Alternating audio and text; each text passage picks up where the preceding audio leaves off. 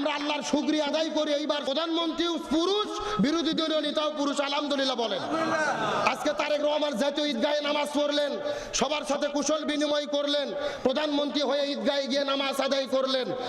প্রধানমন্ত্রী আবার বিরোধী দলীয় নেতা পরস্পর শুভেচ্ছা বিনিময় চলতেছে, অথচ আমাদের গ্রামের ভেতরে দলাদলি করে কেউ কাউকে সালাম দেয় না, এমন লোক আছে না নাই?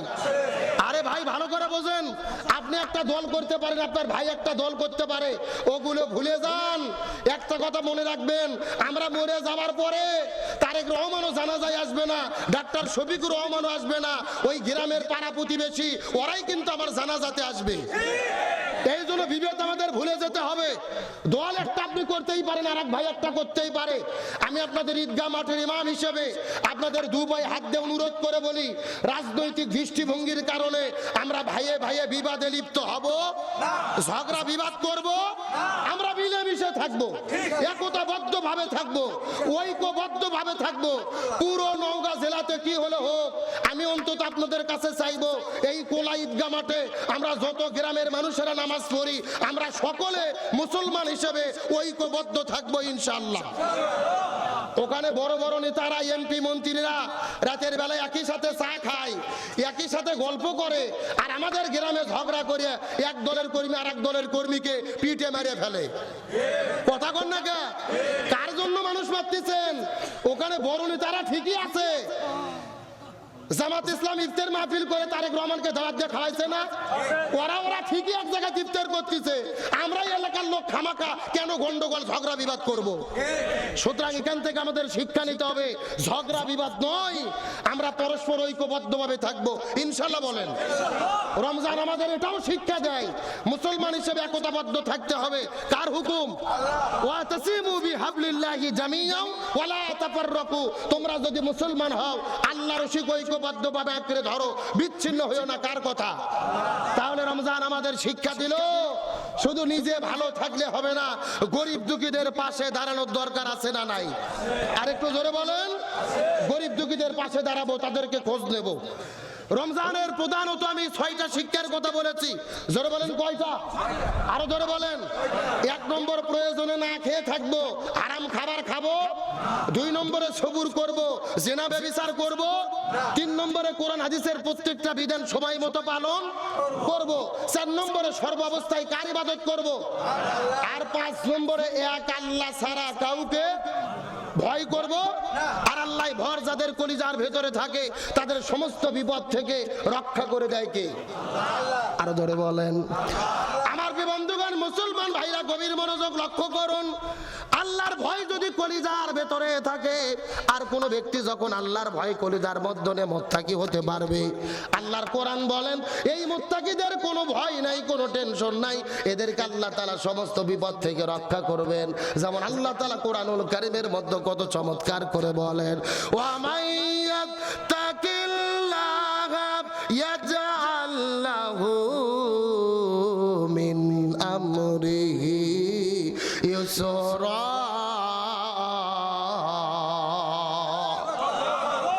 আল্লাহ রাব্বুল আলামিন বলেন, যাদের অন্তরের মধ্যে আল্লাহর ভয় থাকবে, আল্লাহ সমস্ত বিপদের মধ্য থেকে তাদেরকে হেফাজত করবে, সমস্ত বিপদ থেকে তাদেরকে রক্ষা করবে। আমি আপনাদেরকে একটা হাদিস বলার পরে আলোচনাটা শেষ করে নামাজের দিকে চলে যাব। রাসূল আরবি সাল্লাল্লাহু আলাইহি ওয়াসাল্লাম হাদিস শরীফের মধ্যে বর্ণনা করে বলেন, হাদিসের মধ্যে এসেছেন, বনি ইসরাইল জামানার ভেতরে 3 জন যুবক ছিল। বাড়ি থেকে বের হওয়ার পরে রাস্তাতে হাঁটা শুরু করলেন। রাস্তাতে হাঁটতে হাঁটতে লক্ষ্য করে দেখে উত্তর আকাশে মেঘ শুরু হয়ে বিশাল বড় ঝড় শুরু হলো। ওই ঝড় থেকে বাঁচার জন্য এই 3টা যুবক দৌড়াইতে দৌড়াইতে পাহাড়ের গুহার কাছে চলে গেল। যাওয়ার পরে লক্ষ্য করে দেখে ওই পাহাড়ের গুহার ভিতরে, পাহাড়ের মুখের মধ্যে একটা গুহার রাস্তা দেখা যায়। ওই গুহার মধ্যে ঢোকার পরে নিজেদের জীবনটা বাঁচানোর জন্য যখন তারা গুহার মধ্যে আশ্রয় গ্রহণ করলেন, ওই ঝড়ের কারণে বিশাল বড় একটা পাথর এসে এই গুহার মুখটা বন্ধ হয়ে গেল। তারা বারবার চেষ্টা করলেন, কিন্তু গুহা থেকে বের হতে পারলেন। কয়জন যুবক বলছি? এ বাবা, মুসল্লি যারা আসতেছেন, দয়া করে কোনো হইচই করবেন না। 10 মিনিট টাইম আছে, দ্রুত বাম পাশে আছেন। এই বাম পাশে বহু জায়গা এখনো বাকি আছে। আর শটগুলো একটু দ্রুত ফেলে দেন, যারা যেখানে আছেন বসে পড়েন, কেউ ধরে থাকবেন না। যেহেতু আকাশের আবহাওয়া খারাপ, আমরা নির্দিষ্ট সময় নামাজ পড়বো ইনশাআল্লাহ। তাহলে আমার দিকে লক্ষ্য করেন, ওই পাহাড়ের গুহার ভেতরে কয়জন যুবক আশ্রয় নিল? আরো ধরে বলেন।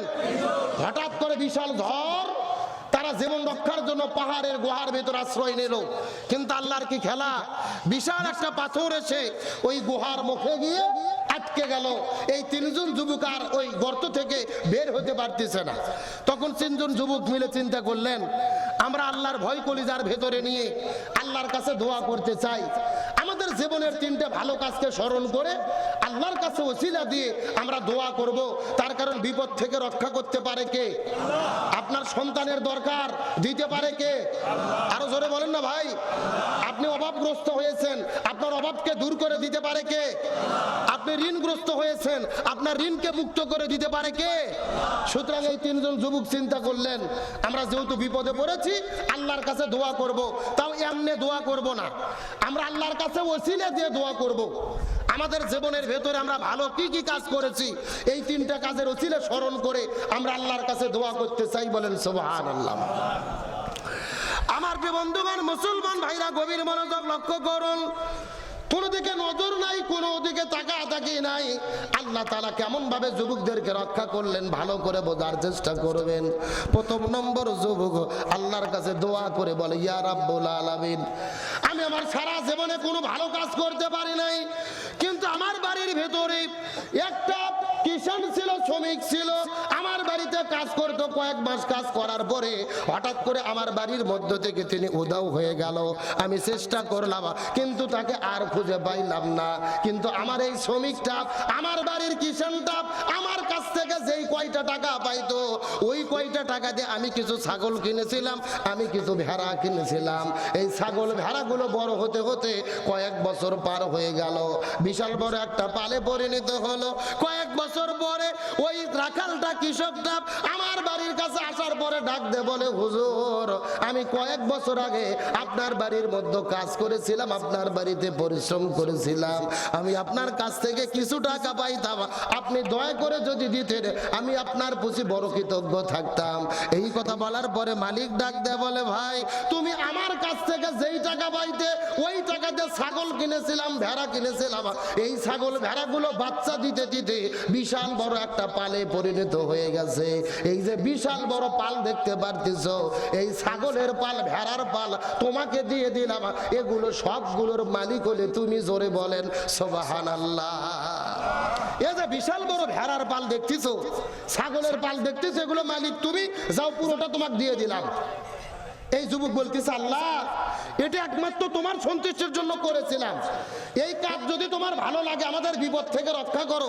হাদিসে রাসূল বলেছেন, এই যুবকে দোয়া করতে দেরি হয়েছে, কিন্তু ওই গুহার মুখ থেকে পাথরটা সরে যেতে এক বিঘ দেরি হয় নাই। জোরে কোন সুবহানাল্লাহ।